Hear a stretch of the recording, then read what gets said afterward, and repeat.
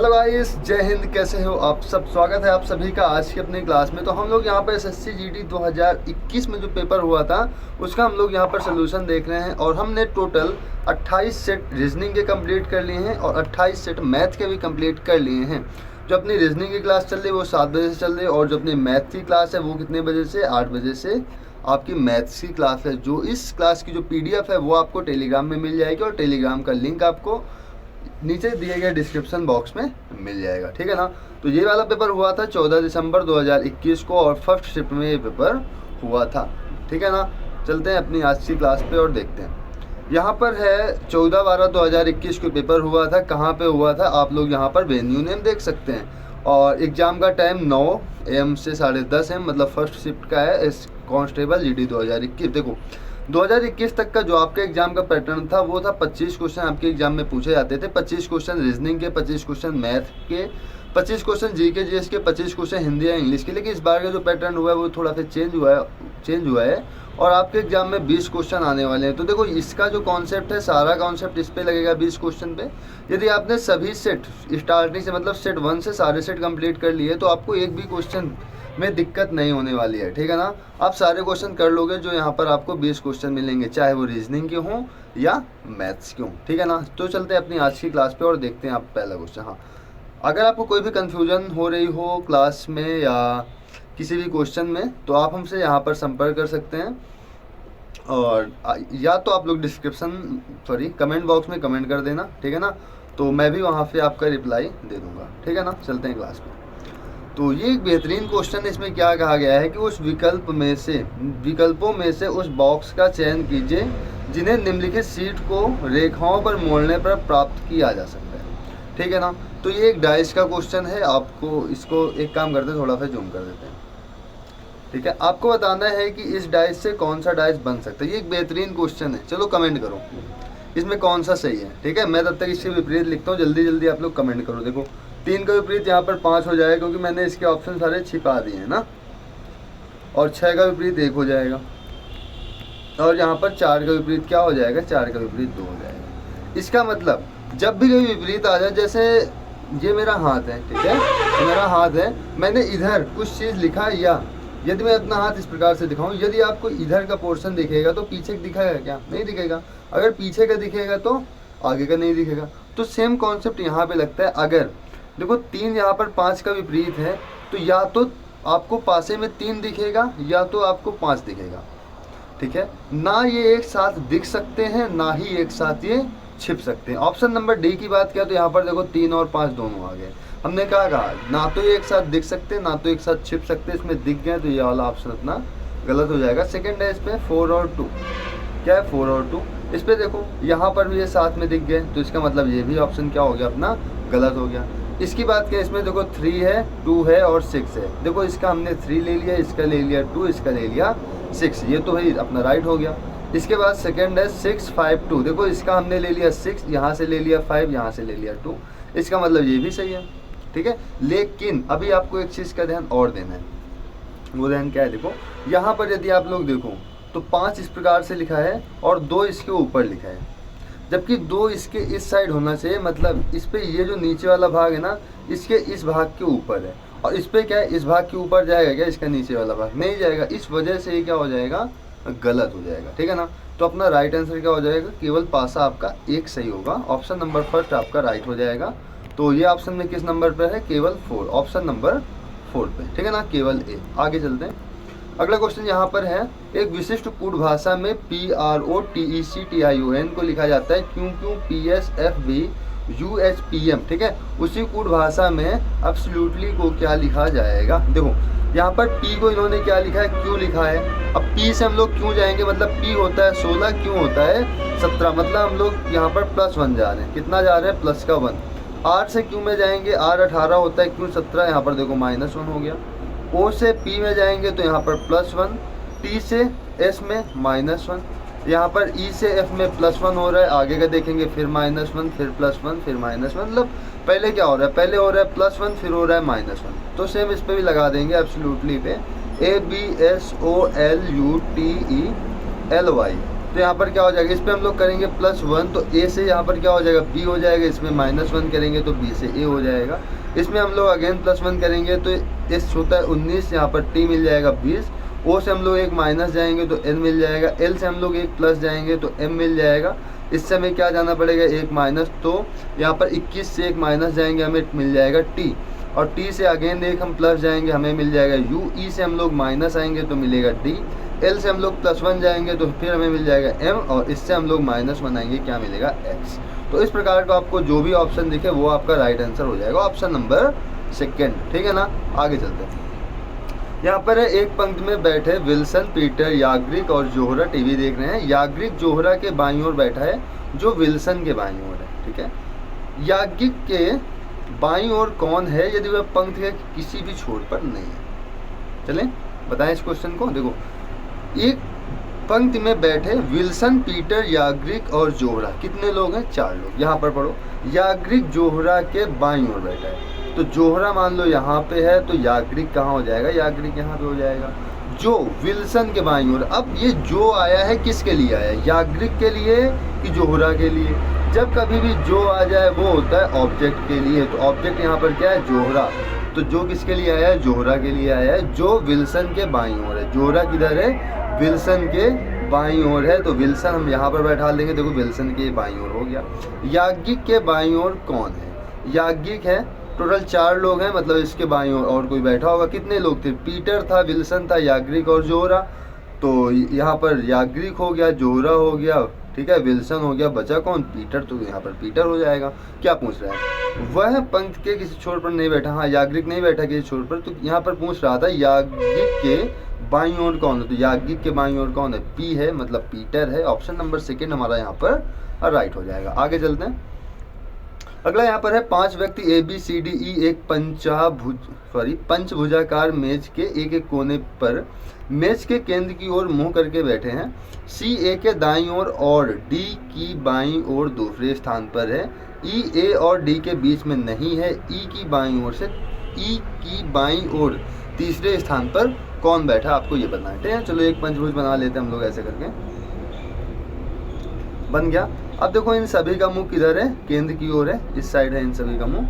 यहाँ पर देखो क्या कह रहा है, पहली लाइन यहाँ पर पढ़ते हैं, C A के दाईं ओर और D की बाईं ओर है, बाईं ओर दूसरे स्थान पर ना, तो C A के दाईं ओर है तो A यहाँ पर बैठा लो, A के दाईं ओर आप बैठा दो C को, और D की बाईं ओर दूसरे स्थान पर। यदि हम यहाँ पर D बैठा दें तो D का बायां पहला ये और दूसरा क्या होगा, यहाँ पर ये हो जाएगा। आगे देखते हैं, E A और D के बीच में नहीं है, जो E है वो A और D के बीच में नहीं, इसका मतलब E यहाँ पर हो जाएगा। बचा कौन, बचा B, तो B यहाँ पर हो जाएगा। क्या पूछा जा रहा है, E के बाईं ओर तीसरे स्थान पर, E के बाईं ओर तीसरे स्थान पर। देखो इसका इधर जाएंगे दाहिना होगा, इधर आएंगे बायां, पहला, दूसरा और तीसरा, कौन बैठा है, B, तो B अपने क्वेश्चन का यहाँ पर राइट आंसर हो जाएगा। आगे चलते हैं।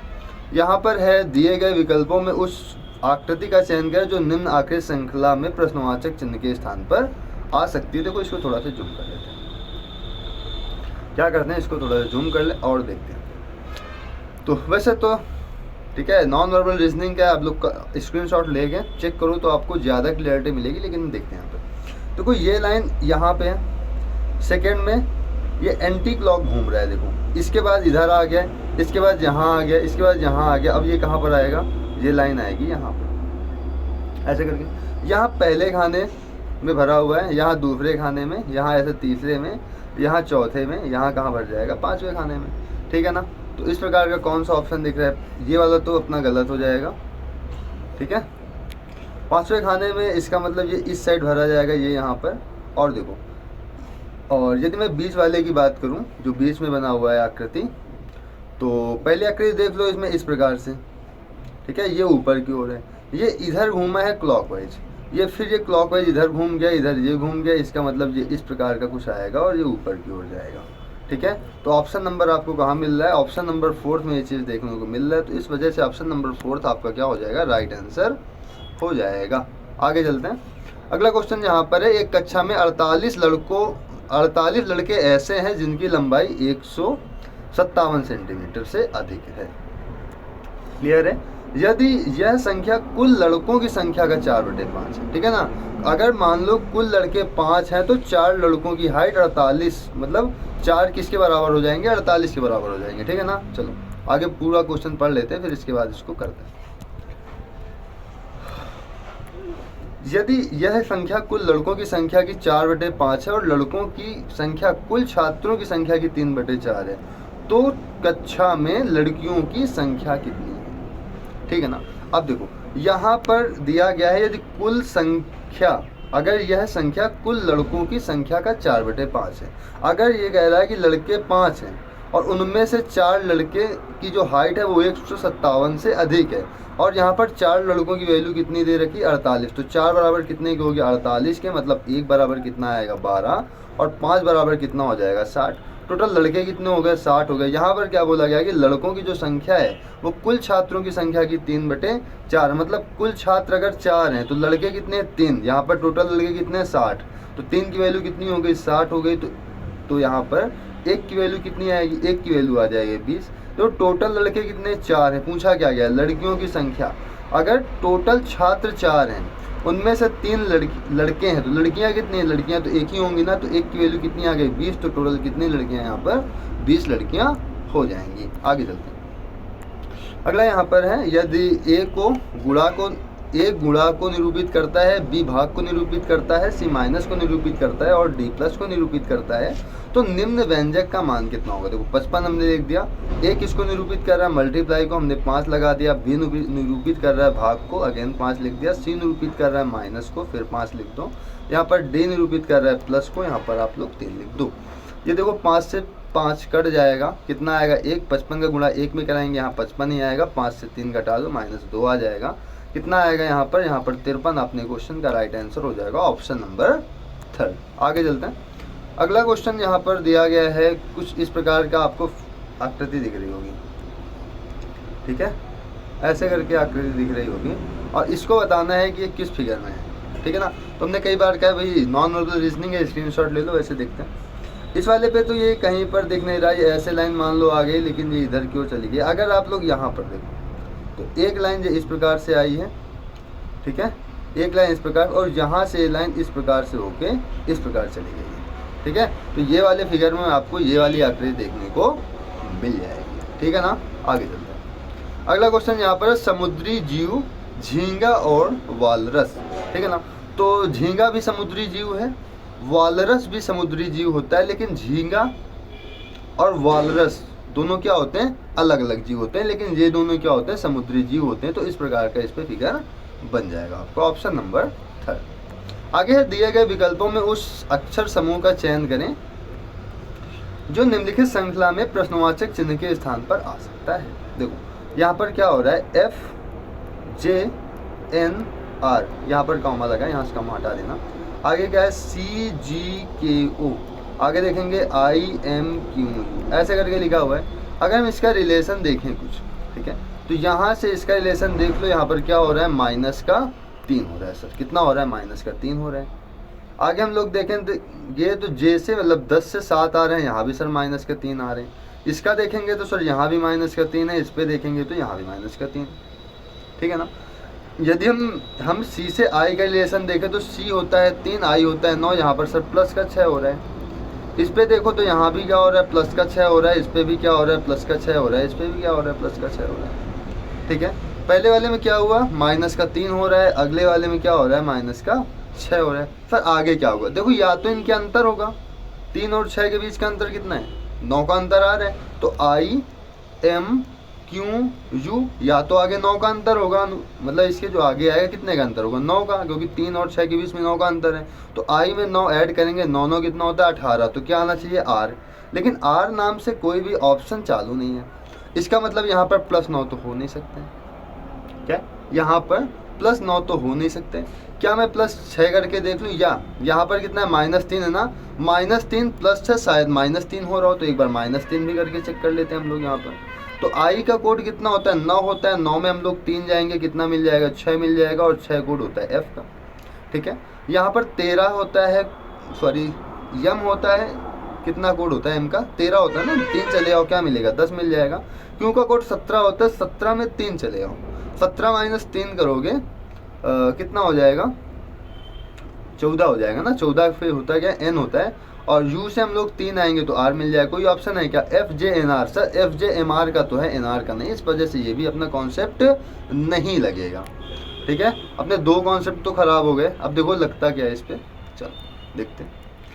अब यदि हम यहाँ पर +3 करके देखें, कितना कर लो, यहाँ पर कर लो प्लस का 3, एक बार ट्राई करो। या ये होता है आई होता है 9, 9 में +3 करेंगे 12 मिल जाएगा, 12 कोड होता है एल का। ठीक है, एम होता है 13, 13 3 16 हो जाएगा पी, क्यों होता है 17 3 20 हो जाएगा टी, यू होता है 21 3 24 हो जाएगा एक्स। तो इसका मतलब अपना जो राइट आंसर होगा वो क्या होगा, ऑप्शन नंबर 4 हो जाएगा अपना राइट आंसर। तो यहाँ पर क्या हो रहा था, -3 +6 फिर +3। ठीक है ना, आगे चलते हैं। अगला यहाँ पर है, कुछ दंत चिकित्सक सर्जन हैं, सभी सर्जन डॉक्टर हैं, और इसका जो निष्कर्ष है कुछ दंत चिकित्सक डॉक्टर हैं। तो इसको देख लो, यहाँ पर कुछ दंत चिकित्सक क्या है, डॉक्टर है। देखो दंत चिकित्सक यहाँ पर है, डॉक्टर यहाँ देखो, सर्जन सर्जन कट जाए क्योंकि इसकी वैल्यू 100 है, इसकी वैल्यू 50। 2 सेंटेंस को जोड़ते समय किसी एक की वैल्यू 100 होनी चाहिए। ठीक है ना, तो यहाँ पर सभी की वैल्यू कितनी हो रही है, 100।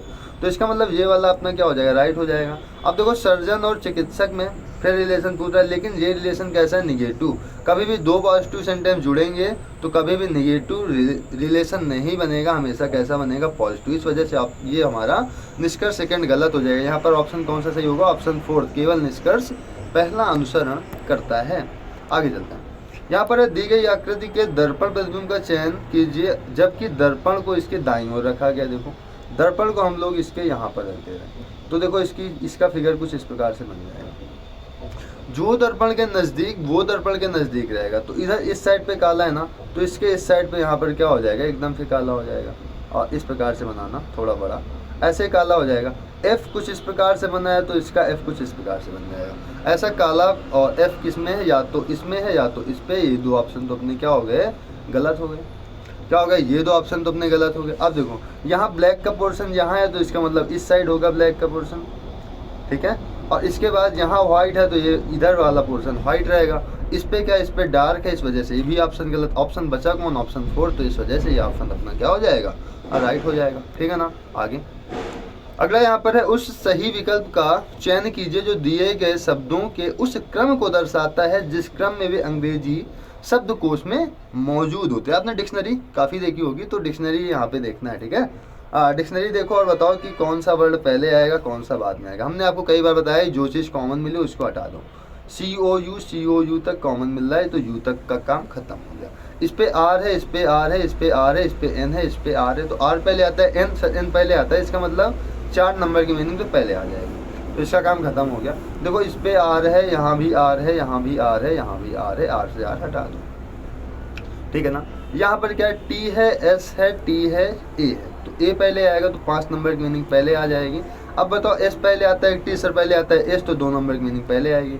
अच्छा देखो यहाँ पर T के बाद कुछ नहीं तो 1 नंबर की मीनिंग यहाँ आ जाएगी और 3 नंबर की मीनिंग ऐसे आएगी। मतलब 4 5 2 1 3 इस प्रकार का आपका क्रम बनेगा। तो ऑप्शन नंबर आपका 4th यहाँ पर राइट हो जाएगा। ठीक है ना, ऑप्शन नंबर 4th यहाँ पर क्या हो जाएगा, राइट हो जाएगा।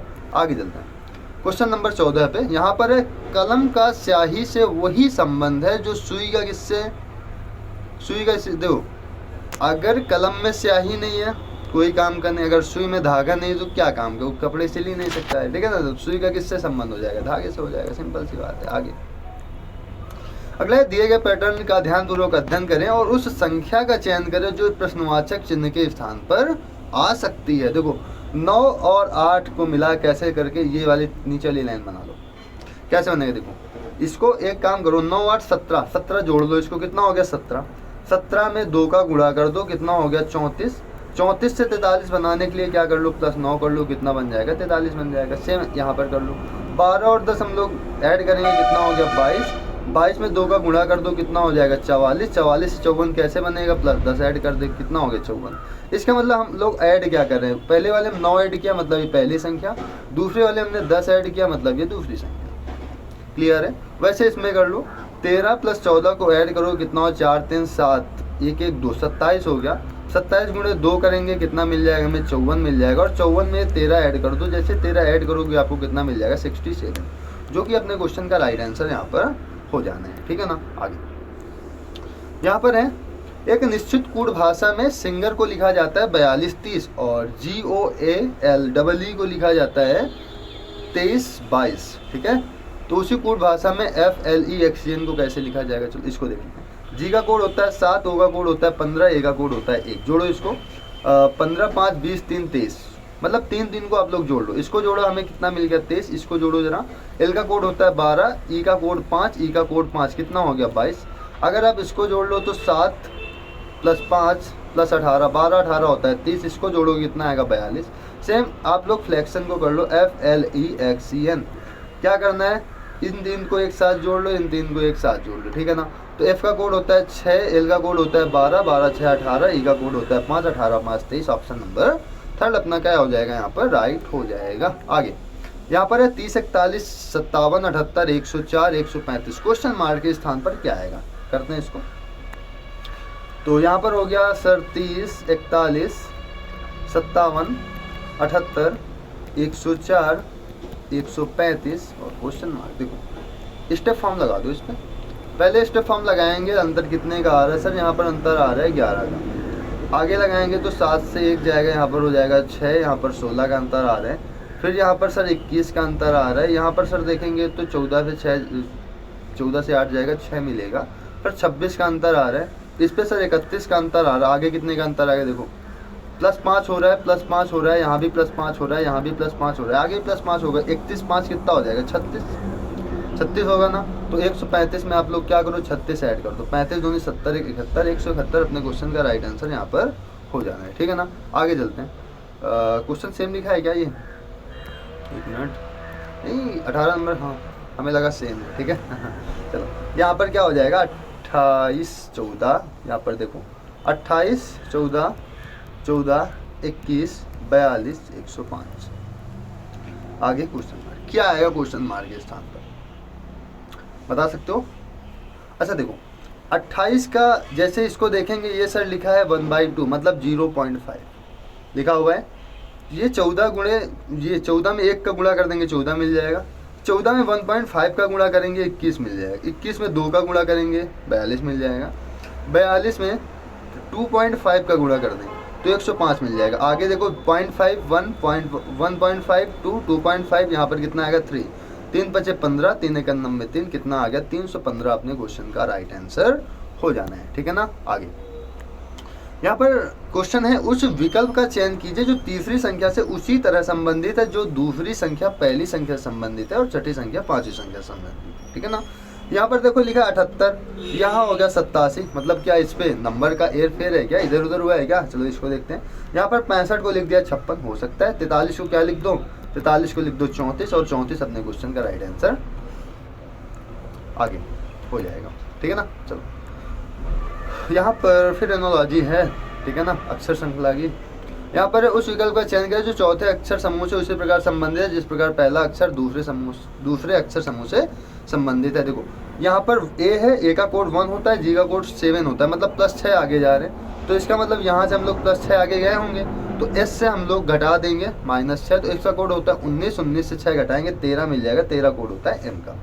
आगे देखो एल से हम लोग एफ आ गए, मतलब 12 से कहाँ आ गए 6 पे आ गए, यहाँ 6 माइनस हो रहा है। इसी प्रकार 24 से आप लोग 6 माइनस चले हो तो आपको मिल जाएगा 8, तो एम आर आपके क्वेश्चन का राइट आंसर हो जाएगा। आगे यहाँ पर है 4 विकल्प, 4 अक्षर समूह दिए गए हैं जिनमें से 3 किसी तरह संगत है और 1 असंगत है। उस अक्षर समूह का चयन करें जो अन्य से संगत। चलो पहला देख लेते हैं। सी का कोड यहाँ पर होता है 3, एक्स का होता है 24, टी का होता है 20, पी का होता है 16। इसकी बात करें तो टी का होता है 20, ओ का होता है 15, जे का होता है 10, ई का होता है कितना 5, ठीक है ना। और इसकी बात करें तो यहाँ पर होता है एन का 14 होता है, आई का 9 होता है, डी का 4 होता है और वाई का कितना होता है 25 होता है। क्लियर है। इसकी बात करें तो आर का होता है 18, एम का होता है 13, एच का होता है 8, सी का होता है 3। अच्छा यहाँ पर अगर आप लोग एक चीज़ देखो तो अंतर कितने का आ रहा है, इसका और इसका देख लो सर। ये इससे -10 हो रहा है, ये इससे हो रहा है -3, ठीक है। ये इससे कितना हो रहा है -3 हो रहा है। इधर देखेंगे ये हो रहा है -10, सॉरी ये भी कितना हो रहा है -10 ही तो हो रहा है, ठीक है ना। 13 से 3 पहुँच रहे हैं, -10 ही तो कर रहे हैं यहाँ पे। 9 से यहाँ पर आ गए, देखो -10 यहाँ भी हो रहा है।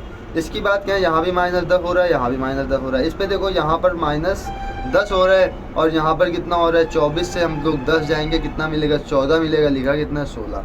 ये क्या हो गया अपना असंगत हो गया, ठीक है ना। आगे इस पे क्वेश्चन में दिया गया है कि निम्नलिखित चित्रों में एक कागज को मोड़ने के क्रम और मुड़े हुए कागज को काटने के तरीकों को दर्शाया गया। मुड़े हुए कागज को खोलने पर यह कैसा दिखाई देगा। चलो थोड़ा जूम कर दें इसको, ठीक है, जूम हो गया। अब देखो पहले हमने क्या किया, कागज को इस प्रकार से मोड़ दिया, इसके बाद मुड़ने के बाद इसको हमने इस प्रकार से मोड़ दिया। जैसे मुड़ गया तो हमने एक कट इस पे यहाँ पे लगा दिया, एक कट यहाँ पे लगा दिया, एक कट यहाँ पे लगा दिया। अब जैसे हम इसको खोलेंगे पहले ऊपर जाएगा तो इसका मतलब एक कट ये यहाँ पे लग जाएगा सिंपल से, ये खुलेगा तो एक कट ऐसे ही लग जाएगा, ठीक है, और यहाँ पर एक कट लग जाएगा। जब इसको हम और खोलेंगे तो ये ऐसे बन जाएगा, ये पलटेगा तो यहाँ पर हो जाएगा, ये वाली आकृति कहाँ पे आएगी, कुछ इस प्रकार से यहाँ पर आ जाएगी, ये इस प्रकार से हो जाएगा और ये आकृति ऐसी हो जाएगी, ठीक है ना। तो इस प्रकार से खुलने के बाद बनेगा और इसको मैं बाउंड्री लाइन बना देता हूँ इसकी, ठीक है, तो दिखने में थोड़ा से और आसानी मिलेगी आपको।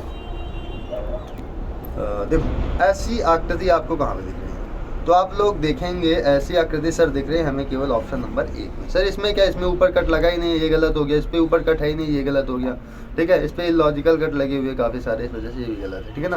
तो ऑप्शन नंबर फर्स्ट हमारा क्या हो जाएगा, राइट आंसर हो जाएगा। आगे चलते हैं। अगला क्वेश्चन है, किसी कूट भाषा में नॉर्वे को लिखा जाता है MNQUDX, कैसे लिखा जाएगा इसको। n को देखो, n को हमने लिखा है m, मतलब क्या हो रहा है -1, यहाँ भी क्या हो रहा है -1, 8 से 17 पे आ गए -1, इससे इस पे गए -1, e से d पे गए -1, y से x पे गए -1, सिंपल है।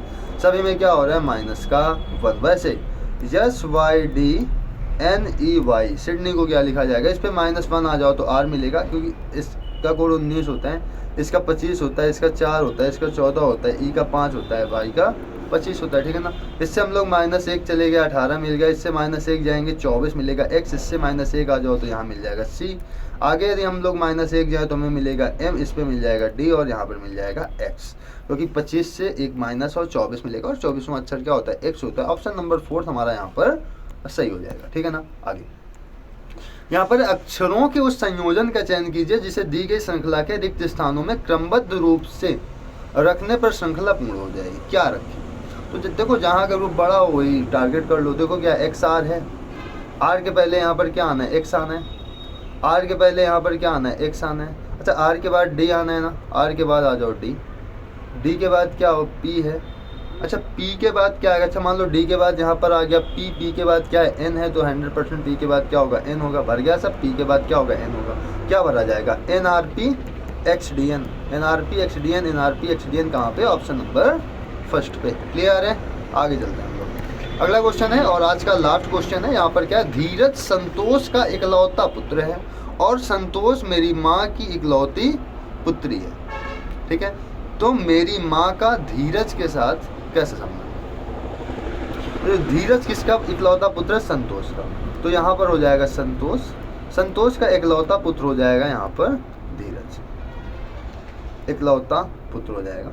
और यहाँ पर लिखा है धीरज संतोष मेरी माँ की इकलौती पुत्री है। संतोष जो है किसकी है, मेरी माँ की इकलौती पुत्री, ये पुत्री हो जाएगी किसकी, मेरी माँ की इकलौती पुत्री हो गई ना। यहाँ पर क्या कह रहे हैं, मेरी माँ का धीरज के साथ क्या संबंध है, मतलब ये हो गई माँ, तो इसका धीरज के साथ कैसा संबंध है, मतलब ये कौन है, माँ कौन लगेगी धीरज की, तो धीरज की ये कौन लगेगी, नानी। तो इसका राइट आंसर क्या हो जाएगा, नानी हो जाएगा। ऑप्शन नंबर 3 यहाँ पर अपना राइट आंसर हो जाएगा। क्लियर है ना। तो हम लोगों ने यहाँ पर 25 क्वेश्चन अपने कंप्लीट किए टोटल 29 मिनट में, ठीक है ना। वैसे 25 मिनट में कंप्लीट हुए होंगे, ठीक है, 1-2 मिनट तो इधर उधर निकल जाते हैं। क्लियर है ना। तो फिर अभी के लिए हम लोग इतना ही रखते हैं और आप लोग तुरंत आइएगा मैथ्स की क्लास में, और हम लोग अब करेंगे मैथ्स कितने बजे से, 8 बजे से, ठीक है ना। अगर आपको टाइम वगैरह कुछ इधर उधर करवाना हो तो बता देना, कमेंट कर देना, ठीक है ना। तो अभी के लिए इतना ही रखते हैं। जय हिंद।